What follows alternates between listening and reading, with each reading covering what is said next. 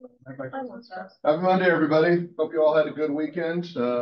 Unfortunately, for the next few weeks, we're going full long weeks. No breaks in between like we had for Labor Day week. So we got this week, and we got week 6, week 7, and then week 8. We do get a little bit of break in week 8, but unfortunately, that's going to be punctuated by the fact that we've got an exam coming up that week. So it's something we can look forward to. Today, we're going to start what I call kind of our business process chapters. So a few notes that I want to make on the business process chapters. Some of this is going to be reflective of things that you should already know that you learned in other classes and other courses. We're going to be tying it into things that we've learned previously. Specifically, the stuff from chapter 2 and chapter 3, we're going to be developing business process models and UML diagrams. The most important thing I can tell you for these is to be very, very clear on what steps are primary within these models. We're going to go through these, and I'm going to basically tell you that it doesn't get more complex than what we're going to be covering. And if that's the case, if you know the stuff that we're covering in each chapter, you should be in good shape for the exam. Right? Conversely, if you don't know the stuff that we're covering on each chapter, you probably are going to struggle on the exam. So that's why I'm telling you this ahead of time. Make sure you have a strong focus on the materials that we're going to be talking about here. When I say, here's the template you should use for studying, that should be exactly what you're focused on for studying for the exam. And again, like I said, when I say it doesn't get much harder, it literally does not get much harder, but that means that's the bar that you have to reach. You have to actually use that as your standard. All right, so we're going to be talking about what the book calls the sales and collection business process. Moving forward, you will hear me refer to this as the revenue process. And the reason I use the revenue process is twofold. That's pretty much the common vernacular that's used in every other textbook. I'm not sure why this textbook decided to use a different terminology. I love this textbook a lot, but they use some really weird terminology compared to other textbooks with respect to accounting and business.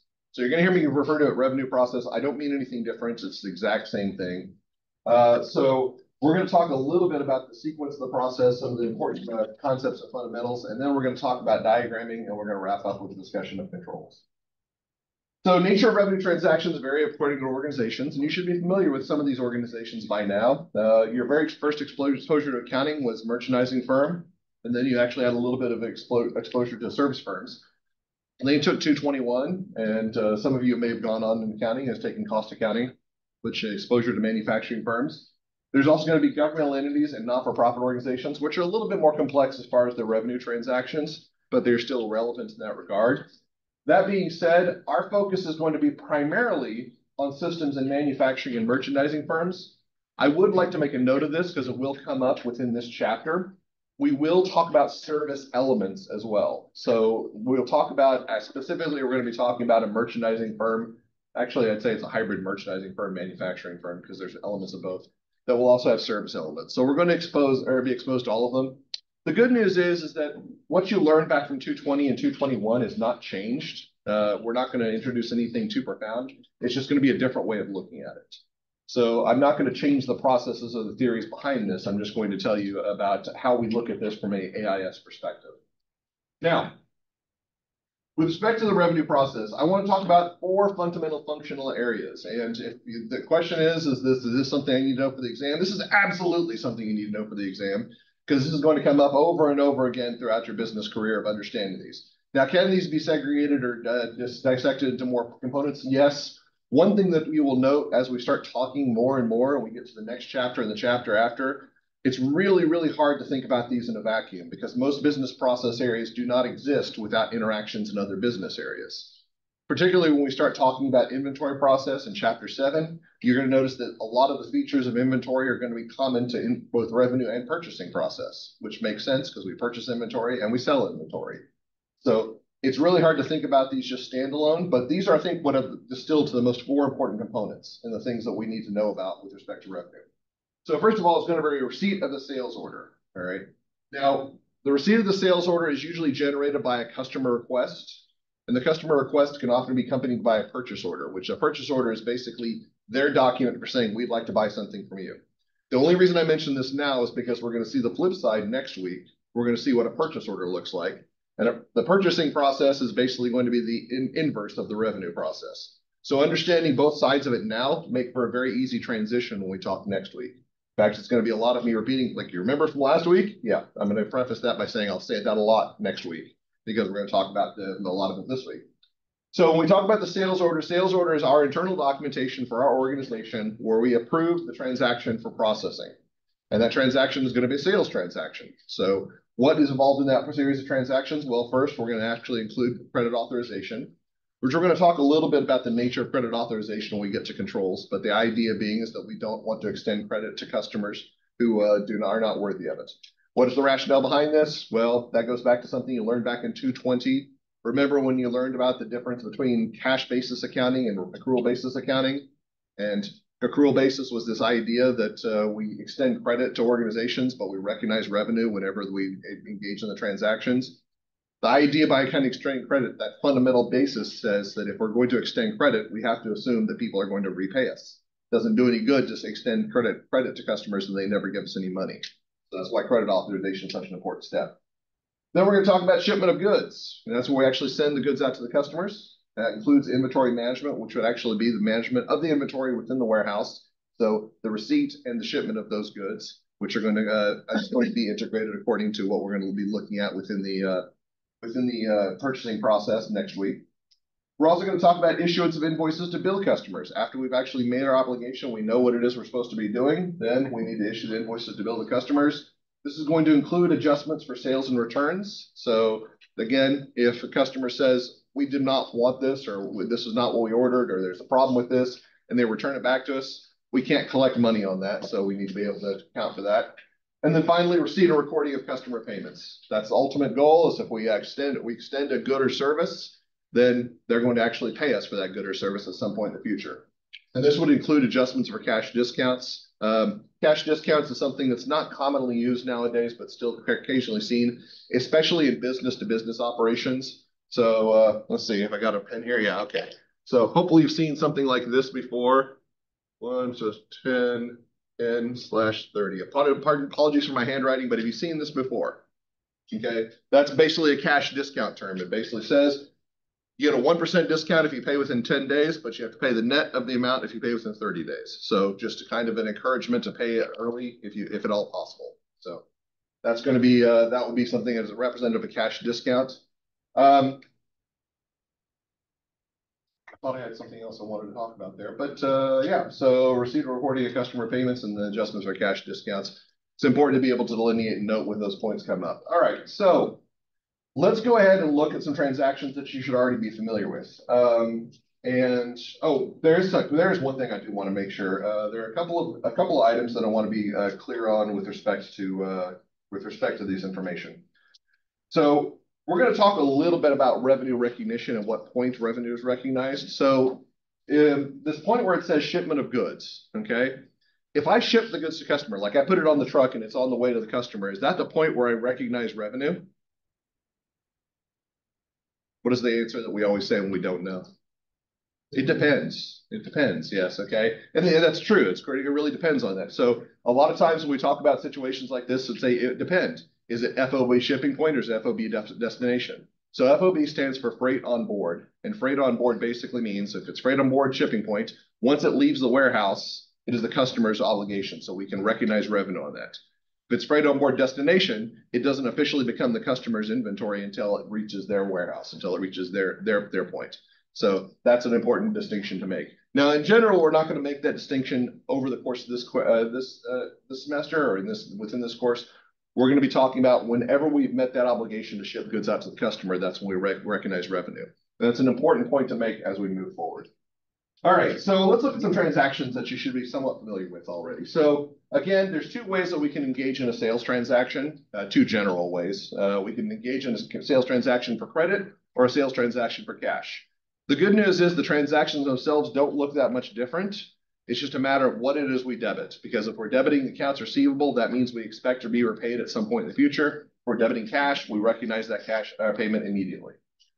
Now, the offset to that is that whenever we provide a good, not necessarily service, when we provide a good, there is a cost of providing that good. Now, you can make the argument the same holds true for providing a service, and I would agree that that's probably the case as well, but we're not going to worry too much about that. We're going to talk specifically about cost of goods sold here. Whenever we provide a good, there's an offsetting cost, the cost of the inventory, and there's a reduction of that inventory. So we actually need to record two entries, whatever the sales transaction is, which is this sales transaction up here, or this one, whichever you prefer, and then the cost of goods sold transaction to recognize the eventual removal of inventory. Then finally, we're going to recognize the receipt of payments at some point in the future. So you notice we have accounts receivable here. In 30 days, they pay that accounts receivable off. We can receive cash. We remove the accounts receivable. I'm assuming most everybody remembers that from their accounting classes, and hopefully you do, because this is not particularly challenging stuff. It's really important to make the distinction of these entries, though, because once we start looking at the diagrams, we need to know at what point in the diagrams do we make the journal entries, okay? Especially the business process model diagram. That's going to be very important. All right. So here's our example in the book. It's going to be Sunset Graphics, and this is the one we're going to use kind of as our working example moving forward. There is an important point to note here with respect to Sunset Graphics is that they are effectively a manufacturing company. Again, like I said, they do have some merchandising elements, which would be they buy items that are basically used for resale, and they do have service lines. But for the most part, we're going to treat them as a manufacturing company. Now, there is an important distinction to make when we get to the diagram, and I'm going to highlight that point, and I'm going to say be very, very careful with this particular point because it's not common to all diagrams. But other than that, it's a pretty good basis for us to use for our analysis. So they are a manufacturing company that designs and sells signs and banners, lettering and vinyl graphics for vehicles and boats, corporate promotional items, and silkscreen t-shirts and embroidered gear. Now, the reason that I mentioned there's a service element here is because not only do they manufacture these items, but they actually have some service elements to apply some of them. So like example would be lettering and vinyl graphics for vehicles and boats. There's two options. You can design that and then just give the graphics to the customer and they can apply it themselves, or Sunset Graphics, which we're assuming our role here, we could apply those items also. If we apply those, then we're providing a service to a customer, which would be the service item. Now, the revenue process description, this is actually from the book. I want to make sure that we're clear on this because this is going to dictate how we set up our diagrams moving forward, the business process model notation diagram and our UML diagrams. So this is the most important information set of information for this chapter. So first of all, Sunset prepares a quote for products and services to be provided to the customer, which makes sense because the customer is going to inquire about acquiring a good or service, and Sunset's going to say, here is how much it will cost to provide these goods and services for you. The customer places the order for all or part of the quoted product or services. They don't need to place it for the entire thing, but they're going to, assuming that we're going to do business, they're going to actually engage at least in part of that quote. Sunset orders any products not in inventory from their suppliers. What we're going to note here is this is not directly a part of the revenue process. It is related to the revenue process. But as we know, where our procurement or purchasing system, we're going to need goods or services ourselves in order to provide goods or services for our customer. That's the whole point of manufacturing. Remember, a manufacturing process say, I'm going to buy wood from my supplier. I'm going to turn that wood into a table or into a chair and sell that to a second customer. That's the conversion that occurs in manufacturing. So in just as much as that we're going to be engaging a revenue process with a purchasing customer, we're also going to be engaging a revenue process where we're purchasing from another supplier. Sunset applies graphics. Now, make a quick note of this. This is an important distinction to make. This is a service item. This is a service item. If we're a service company or if we're a service organization, this item will come up. If we're talking about a pure merchandising or manufacturing company, this item may not always come up. So it's an important distinction to make because we may see this in our diagram here, but it may not be relevant to our future diagrams. So Sunset delivers the products to the customer and then subsequently bills the customer and collects payment. So a lot of information there, but this is the information that we need in order to be able to process the diagrams that we want for this particular company. So let's start out with, we're going to be doing 3 different variants of the BPMN diagram. We're going to start with a simple diagram. And I'm going to tell you right now, if you have a strong understanding of the simple diagram, you should feel about 80% certain of your ability to answer these questions on the exam. I'm not going to say that it's sufficient, but I will say it's mostly sufficient. All right. This should be the area that most you're focused. Then we're going to talk about some of the additions that are included within the other diagrams. I think that you should actually stone cold have the BPMN diagram, the simple BPMN diagram down, okay? And then you should understand the differing elements that are in the other 2 diagrams, all right? So let's start out with the most important, which is a basic BPMN diagram. So this is just basically a visual representation of what we just talked about before. Customer requests the quote, which is that event that actually starts the whole process. Now remember, in our BPN diagram, we have different types of events. We've got our starting event, we've got our ending event, which is discussed right here. We have no intermediate events, so we don't need to worry too much about that in our basic diagram. But our starting diagram says we'd like to know how much it would cost to provide these goods and services. When they come request the quote, we provide the quote. Presumably the customer wants to do business with us, so they'll send an order to us. At this point, we issue a sales order and we prepare the products for the customer. Now, the reason I've been harping so much on the service item here is you will notice that it says apply graphics. This activity is a service element, okay? So the reason I mention this is that say you want to use this particular diagram and you want to refer to this to your homework. I think that's an excellent idea, but one thing you will find is that probably your homework examples will be pure manufacturing, which means they won't have any service elements. So if you wanted to replicate this diagram, you would probably remove the apply graphics step. Does everybody understand why I'm harping on that so much now? Okay. It's like, why does he keep talking so much about service? He keeps talking about that's the reason, okay? Because you may want to refer back to this, but that apply graphics may not be applicable in your scenario. Then we have deliver order. Then we invoice the customer, and then we receive payment, and presumably that ends the process. Once the customer has received payment, we record the receivable or record the cash for the receivable and eliminate the receivable on there. Now, before we move forward, by the way, again, nothing too complicated here, but there are a couple things that we need to note, all right? There's one step that's actually dictated and one that's not that we needed to be able to note. So remember back in our journal entries, we had two distinct sets of journal entries. We had this journal entry that was to record the sales transaction, and then we had the journal entry that record the cash receipt. Those are both part of the revenue process, the sale and the cash receipt. Now, again, the cash receipt is implicit on assuming that we're extending credit to the customer. I will say that pretty much every scenario we're going to look at, unless it specifically mentions a cash transaction, we're going to be talking about an accounts receivable scenario. These are business-to-business environments. Oh, that's what I wanted to mention. Okay, so I said business-to-business a couple of times already. Does everybody understand the difference between business-to-business and business-to-customer? Have you heard those terms before? Okay, so if you're not familiar with those terms, business to business basically says like one business entity doing operations with another business entity. Business to customer would be more like our traditional interactions, like when you go to Taco Bell and say, I would like a Mexican pizza. I don't go to Taco Bell anymore. I'm assuming they still have the Mexican pizza, but I go to Taco Bell and order Mexican pizza. A business to customer transaction is generally engaged by point of sale, cash receipt. All right. They say, all right, your Mexican pizza will be $5.49 or whatever it costs nowadays. I give them cash or I give them my credit card and pay for it immediately, and that ceases the transaction right there at that point in time. Now, you may say, but is it using a credit card extending credit? Not really, because you're basically having somebody pay on your behalf who you will pay again in the future. So it's still effectively a cash transaction from Taco Bell's perspective. How does that differ from a business-to-business environment? A business-to-business environment says, we believe that you're going to be doing many orders with us over a course of a period of time. It doesn't make sense for you to have to pay us every single time right at the point of sale. So we're going to extend credit, and then we're going to issue an invoice for every transaction. You can pay those invoices individually, or you can aggregate them and pay them all at once. So when you hear invoicing, when you hear accounts receivable, generally that's going to be depicting a business-to-business environment.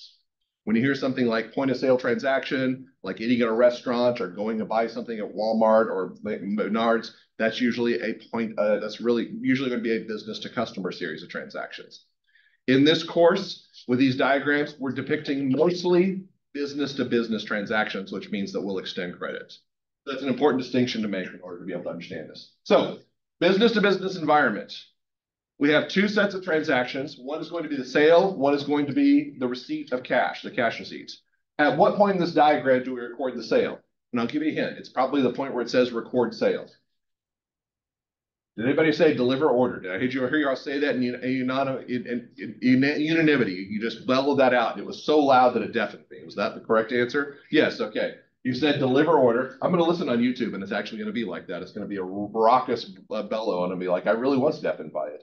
Yeah, so that's when we deliver the order. So it makes sense because we're looking for us to meet that performance obligation. For those of you who are taking 302, accounting 302, you'll know what I'm talking about because that's one of those key things in revenue recognition.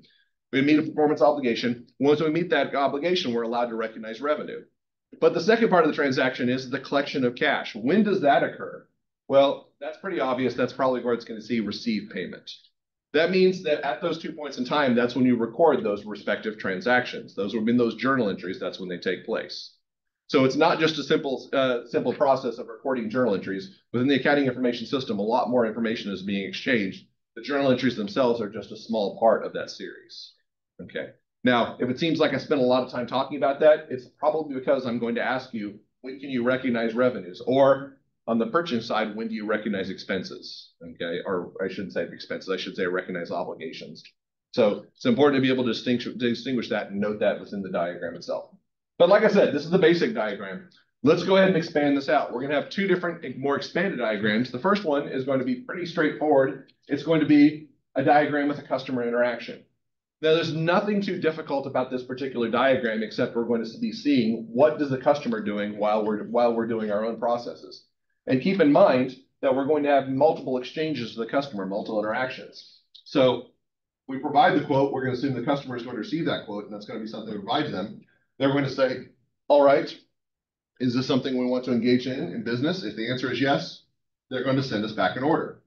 Then we prepare products, apply graphics, we deliver the order. The order is something that should be received by the customer. They're going to receive the invoice, we'll invoice the customer, and they're going to make payment, all right? Now, I will be honest, I do not expect you to be able to replicate this particular graphic. I think this is a little bit more than I would expect to see on the exam. I would expect you to be able to identify what type of message flows will occur at each point within the revenue series. So you will notice this diagram right here is just basically the same diagram we looked at just a second ago. In fact, it's identical. The only difference is the message flows. So all you need to know is, with respect to these particular items right here, what possible message flows could occur both to the customer and from the customer. And up to, for the most part, this is fairly intuitive. So that's all that the second diagram is identifying. The third diagram is perhaps the most interesting and the most frustrating. The reason I say it's frustrating is because you're going to see that there's a gateway here. And what did I say about BPN diagrams and in gateways? There should always be how many? There should always be two. How many do we see up here? One. Okay, now we know what's frustrating. So I said that this was going to happen, and this is one of those things that is OCD individual. It just drives me crazy, drives me just nuts to see this. I'm going to have to cope. I'll do my best for you guys. So this is going to be a decision gateway. I do believe this is a valuable discussion to have because there are a couple of decision points and a couple of conditions that we want to integrate into our BPN diagram. So again, I don't think that this is a diagram that you need to memorize, but you should be able to include an explicit model if I asked you to include a decision point, whether it be one of these decision points or another one. Let's just talk about what's being added here. So we check product availability, or in this case, check product available, because availability was too long a word. And we ask the question if it's yes. Now, the particular straightforward point, if it's yes, there should be a closing gateway right here saying, all right, we can move forward. But then we have the situation, is the product available? It's no. If there's not products available for you to be able to manufacture your goods, what do? You order more goods, okay? You go to your supplier and say, hey, I need more goods so I can manufacture my product, and they should ship it out to you. But there's an interesting question. What if you reach out to your supplier and you can't acquire the inventory you need to provide those goods or services? That's where you have to go to the customer and say, look, we would like to be able to provide this goods and services, this good to you, right, or these goods or services to you, but we do not have the necessary inventory on hand, and we can't produce the inventory in a timely manner. So that's what this decision gateway is trying to replicate. So this little lightning bolt here that we haven't really talked about, this is basically a scenario. It's the condition. It's saying, you've asked for a question. We're going to try to fulfill that need, but there's an alternate scenario where we can't do that because the product is not available. So I think that's an interesting discussion. And you'll notice here, this actually ends the event, which makes perfect sense, because if you can't give the customer what they ordered, then there's no point on going on to the next steps of invoicing the customer or receiving payments for that. And then also another one's kind of interesting. So you'll notice here we invoice the customer, and presumably all of our customers are good customers. They're going to send us payment on a timely basis, all right? It's the same way that I assume that all of my students are good. They're good students, and when I say homework is due at this date, that they're going to always submit their homework on that date. Sometimes I have to reach out to my students and I say, hey, you didn't submit your homework, what's going on? And they'll say, oh, sorry about that, forgot to submit, Dr. Barnes, and they'll submit afterwards. Similarly, in an organization, you may have to say, after 2 weeks, hey, you still owe us money. Can you please make payment to us? They say, oh yeah, that got lost. We didn't receive the invoice. The person who we have on hand is new, whatever excuse. insert excuse here, all right? That's going to be the reason, and they're going to follow up and pay. For hopefully, okay? If you get to the scenario where you keep sending emails and keep saying, please pay us, at that point, that's when you may have to start engaging on that allowance for doubtful accounts. But we're going to assume the simplistic option is saying, if we remind them one time, then they're going to come back and they're going to pay us at some point in the future. All right. So 3 variants of BPMN diagrams, not particularly difficult to understand, fairly straightforward. Again, what I want to remind you is focus on that first diagram and make sure you understand how that relates to the transactional steps that we looked at before. The most likely scenario, and I'm not going to say likely, the 100% scenario that I would ask you on this exam, if I ask you a question of this nature, is I would give you a similar set of transactions and say, make the BPMN diagram. Okay, so if you know how to do that basic BPMN diagram, you should be good. From there, once you've got that BPMN diagram down, then you can start asking additional questions like what communication flows may happen to and from the customer. What are some possible decision points that I have to make along the way? These are all examples of that. But that first diagram is going to be the most important one. All right. Now let's go to the one that really, really starts getting struggles. I said that we were going to come back to this, and unfortunately, we're back. All right. UML diagrams. So remember, the crux of UML diagrams is first of all to identify what are the resources, events, and agents within each series of transactions. This one is going to get a little bit more gnarly than the one we looked at before. So we're going to start out simple and then we're going to add on to it. Okay. So our first step was basically when we provide a quote to the customer. What do we call a quote? What type of that? What type of REA are we talking about there? RE or A? It's an event, okay? It's an event, okay? That's the reason it's right in the center here, because remember, it's resource, event, agents, okay? Who's involved in providing a quote? That would be an employee who would provide the quote, and the customer would receive the quote. And then what is it we're giving a quote for? It's our resource. That's going to be the products, okay? So this is just basically that quote step, the resource, events, and agents. Now, the reason that we're going to be we can actually create multiple RE diagrams, so we can create an individual RE diagram for each one.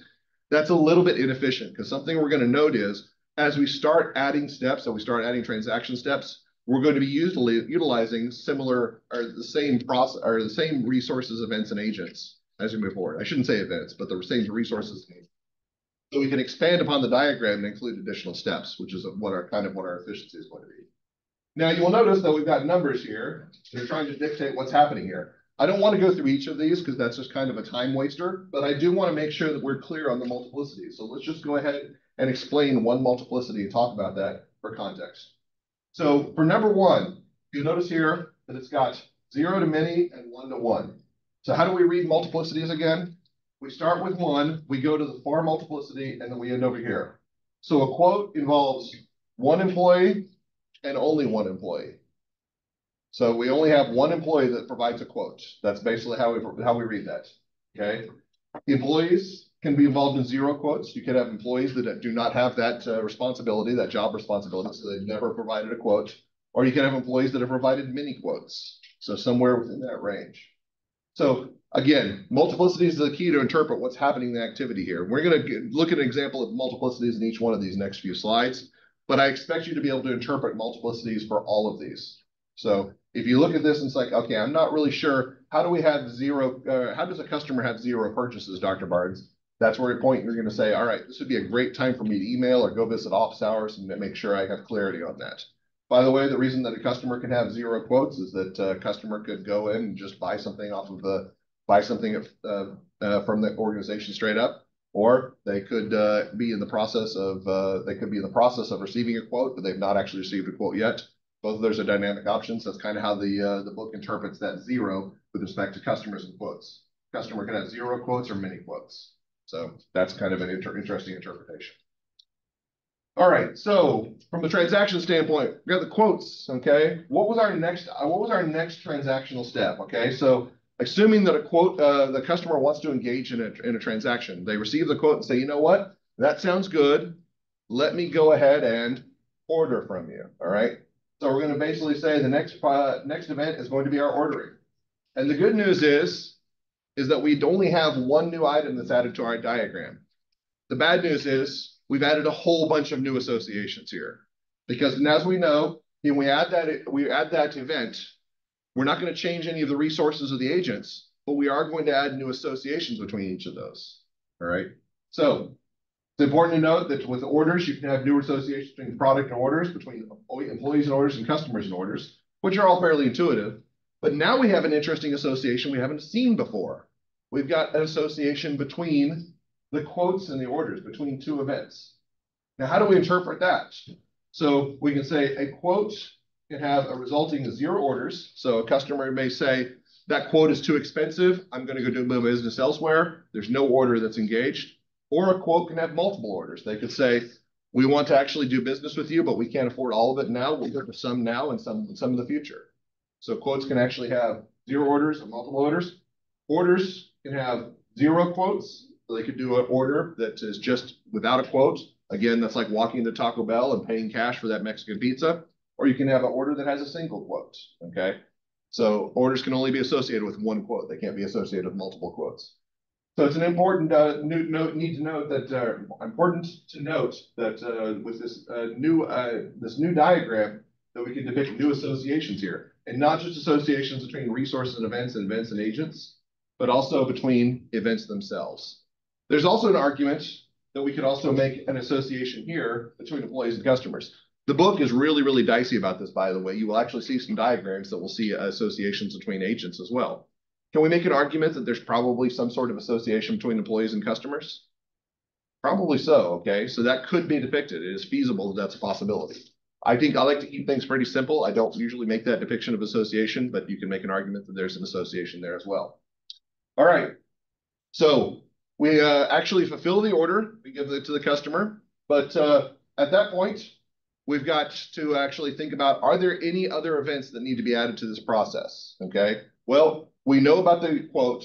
We know the order because the order is what actually creates our first set of transactions. That's going to be our sale.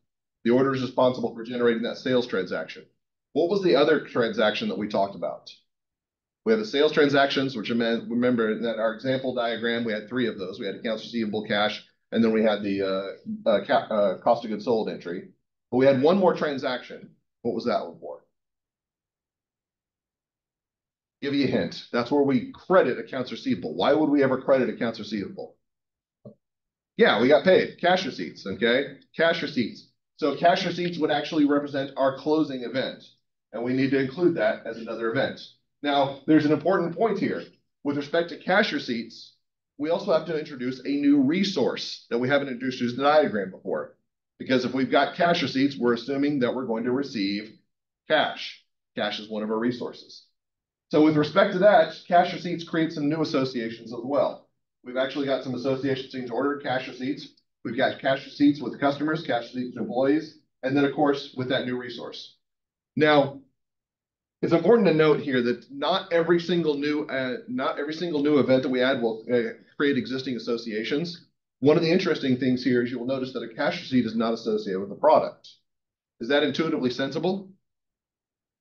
I mean, the product is associated already with the quotes and the orders. What is driving the cash receipt? Is it the product or is it the order process? Say the order process is what's driving the cash receipt.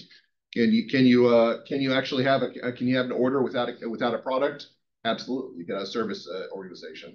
So it really doesn't make sense in every scenario to actually have a product that's associated with cash receipt. Hence the reason that we do not have an association depicted here. Now, is there some scenario that we could depict an association there? Possibly. But again, if we can make an argument that an association is not necessary, we don't depict an association. Hence the reason we do not have an association with products and cash receipts. We don't have an association between employees and customers. There are scenarios that those could exist. And if you put those in your diagram, I wouldn't count that off, but you have to make a strong argument for what the association represents. All right. With respect to cash receipts, okay? Cash could be involved in cash is involved in 0 cash receipts. So there's no cash to exchange, or it can be involved in many cash receipts. And then cash receipts can involve one cash transaction and only one cash transaction. So an individual cash receipt will involve the exchange of cash one time, whereas a cash transaction can be involved in many cash receipts. And with respect to cash receipts and cash orders, each order has a minimum of 0 cash receipts because it could not have been received yet, or it could have 1 cash receipt because once the order is received, cash receipt is supposed to be closed. That's, again, a simplifying assumption, because if we could say that some orders could be paid for over installments, then we would change this for many. But in this particular situation, we're going to be saying, nope, it's only going to be paid for one time. Cash receipts could be for one order for many orders. Now, have we ever talked about a scenario where it's possible that you could actually receive cash from multiple or cash payments, one cash payment for multiple invoices? Yeah, we were just talking about that as a business to business environment consideration. Especially if we're talking about a customer that's continuously buying from our organization, it's continuously buying for us, they may generate 10 receipts in the period, like 10 receipts in a month, and pay for all those with one payment. So that's what this is, the mini here is representing here. All right, so there's a lot going on here. Now, this diagram right here, remember I said is the baseline diagram for BPMN was that first basic diagram? This should be your baseline diagram here for revenues. And this is the one that I talked about already. Remember I talked about we got to UML diagrams. I said UML diagrams, that's the failure point for most of the students in the class. When students miss questions on the exam, it's over this stuff right here. So this is why I'm harping on this right now. I don't want you to miss questions on here, but I will be asking you UML diagram questions, and it's going to be at this level, which you're going to say, Dr. Barnes, that's not fair. That's the most complex level. I said, this is not the most complex level. This is the most complex level, okay? Actually, technically speaking, that UML nightmare diagram, that's the most complex level, but I'm not going to ask you questions on that. I will ask you questions over this. I will expect you to be able to understand the differences between the different REAs and the associations between every REA. So you will have to be able to depict those as well as interpret, and in some cases provide multiplicities for those. So I know that's a lot to ask. The good news is that once you get this down for the first scenario, the remaining scenarios are actually pretty easy. So if you take the time to actually learn this for the revenue process, then I will promise you that the purchasing process and the inventory process will seem very straightforward. So take this seriously when we start doing questions on this, because there will be questions on the homework about how you depict a REA diagram, or sorry, UML diagram for a revenue process. All you basically need to understand is how to replicate this right here. And then it becomes pretty straightforward after that. Now, I did say that there's another scenario that we could add here, another additional items. Remember, we've got one other type of class that we can talk about here. And when I talk about class, I'm not talking about this course. I'm talking about UML diagram classes, which are conceptual structures. Now, again, reminder, conceptual structures, those are just additional pieces of information that we want to have detail about, or different items that we want to have detail about. So you'll notice here that we want to see a relationship between employees and products. So the product lines are being managed by employees in the organizations. So we're actually adding a conceptual structure called product categories, which depicts how employees manage these particular product lines. And then we also have order status, which is just a depiction of what the situation with the order is, whether it's been filled or not, and that actually just has a direct relationship to orders themselves. I'm not going to expect you to know how to do this. I do expect you to understand the theory behind conceptual structures, but this will not be part of the diagram that I provide here. If I ask you a question about it, it will be more of an outside explanation saying which of these could be a conceptual structure in a UML diagram and why, or something along those lines, or maybe a multiple choice question in this area. So again, interpretation of the multiplicity is really important, but for conceptual structures, these are going to be less relevant than just the resources, events, and agents that are included in the UML diagrams.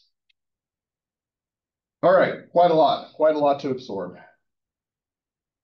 Well, we got 10 more minutes, so let's talk about one of my favorite things in the world to talk about. We're going to talk about business rules. Actually, that's not my favorite thing, but what results from business rules, which are internal controls. So business rules are process constraints that ensure information systems operate in a consistent and effective manner. Now, a business rule is basically a depiction of when we set a constraint within a system, basically these are operating parameters that people have to work from. Why do we set parameters within a business system? The answer is we're trying to control what happens within the system. Now, business rules implement internal controls. My favorite thing to talk about is controls, and the reason why is because I didn't feel that I really understood controls when I first started teaching them back in 417. This was 2016 when I picked up auditing, and I had to really spend some time to understand the nature of internal controls. At the face level, when we talk about internal controls, all a control is a response to a risk. That's my favorite way to define controls, is that basically you identify a risk within an organization, and then once you've identified the risk, you say, how can we properly respond to this risk? When we get to the discussion of controls later on in this course, we're going to start talking about something called the COSO framework, which will actually kind of depict every single step of that. But for right now, at a very fundamental level, I want to talk about internal controls and what they represent, because these are presented within these business process chapters. So what are some examples of internal controls? Those would be approvals, and authorizations. Remember we talked about credit authorization? What was the reason that I said credit authorization was so important? I said, well, we want to make sure that we don't extend credit to customers who will not repay us. A risk is that we could do business with a customer and the customer could say, hey, thanks, sucker, bye, all right, and never give us the cash back. How do we ensure that the customer will do that? We look at their credit history, look at their stream of purchases from our organization, and maybe their credit score outside the organization, and determine this customer is creditworthy, this customer is not creditworthy. There's a likelihood that they will repay us, high likelihood they'll repay us, or there's a low likelihood they'll repay us, and that helps our decision. Again, we've identified a risk, we've implemented a control to respond to that risk. Verifications, reconciliations, okay? Reconciliations, you guys done bank reconciliations in any of your courses? So yeah, or checkbook reconciliations in your personal life. I know that's a really, really antiquated term because most people like to say, Dr. Barnes, I've not written a check in my life. And if you're in that blissful area, congratulations, okay? I think I maybe write like maybe 2 paper checks a year now. It's very rare. I have to write one every single time I have to go to the I have to go to City of Kirksville and I have to actually pay my property tax because they don't do electronic transactions there. It's the weirdest thing. That's life in a small town, folks. That's life in a small town. You know what I'm talking about, right? Yeah. Okay. So, checkbook transactions, we reconcile our bank statements, making sure we reconcile what our bank transactions look like. That would basically, what's the reason for that? We want to make sure that nobody's stolen our money or our money hasn't gone anywhere that we're not depicting. There's not been unauthorized transactions. I mean, how many people in this room have credit cards? Okay. What is one of the primary things that you do with your credit cards every month, or you're supposed to do? And if you don't do this, what's that? Well, pay them off. Absolutely. That's probably the most important thing. Okay. But before we pay them off, what are we going to do? We're going to look at that statement and we're going to say, all right, I recognize this transaction here. I recognize this transaction here. You should be able to do that for every single transaction, right? What happens if there's a transaction you don't recognize? Jack, what happens if there's a transaction we don't recognize with our credit cards? We've got to dispute it, okay? Well, that's one of the reasons that we actually look at that. There may be a reason I singled out Jack for that one.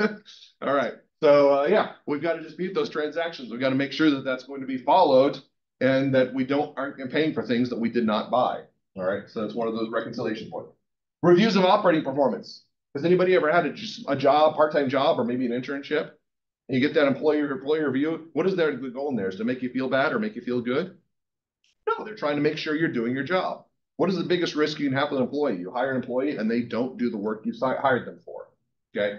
We don't want to be paying employees that are not doing their work. So we review their operating performance and we either say, you're doing a great job, give it a raise, which ensures that you continue doing your work at a maximum capacity, or say, you're not doing the work that we hired you for, we're going to have to let you go, which is an unfortunate discussion to have. And hopefully you've never been subject to that discussion. And then security of asset and segregation of duties. You'll notice I have a picture of a car right here. That's not just me show you that I know how to I know how to spell the word car. Okay, that's actually one of my favorite things to talk about. Which controls are generally my favorite thing to talk about. But segregation of duties is characterized by 3 words: custody, authorization, and recording.